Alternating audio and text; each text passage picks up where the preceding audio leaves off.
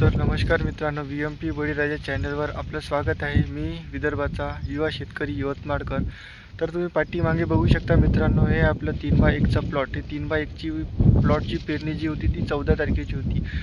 तर मित्रांनो, 14 तारखेच्या पेरणीनंतर आज 3 तारीख आहे. म्हणजे 3 तारीख म्हणजे आज तब्बल 18 ते 19 दिवसानंतर आपली जी पराठी आहे ती फवारणीवर आणि खतावर येऊन आहे. तर मित्रांनो, तर याला आपण कोणते खत द्यायला पाहिजे आणि यासाठी कोणते खत उपयुक्त असतात, ह्या सर्व गोष्टीची माहिती तुम्हाला ह्या व्हिडिओमध्ये म्हणजे ह्या चॅनलवर तुम्हाला मिळून जाईल. तर मित्रांनो, आपल्या यवतमाळ जिल्ह्यामध्ये का नाही काम ते महाराष्ट्रामध्ये आपलं यवतमाळ जिल्हा पांढरं सोनं म्हणून का नाही काम ते पांढरं सोन्यासाठी आपला यवतमाळ जिल्हा प्रसिद्ध आहे. म्हणजे कापसासाठी आपला हा जिल्हा प्रसिद्ध आहे.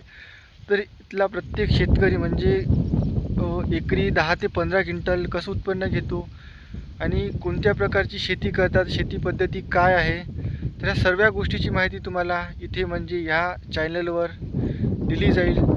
तर तुम्हाला अशाच माहितीसाठी तर तुम्ही ह्या चॅनलला सबस्क्राईब करून ठेवू शकता आणि ह्या चॅनलला जोडून राहू शकता. तर या सर्व गोष्टीची माहिती तुम्हाला इथे दिली जाईल. तर धन्यवाद मित्रांनो. मी विदर्भाचा युवा शेतकरी यवतमाळकर.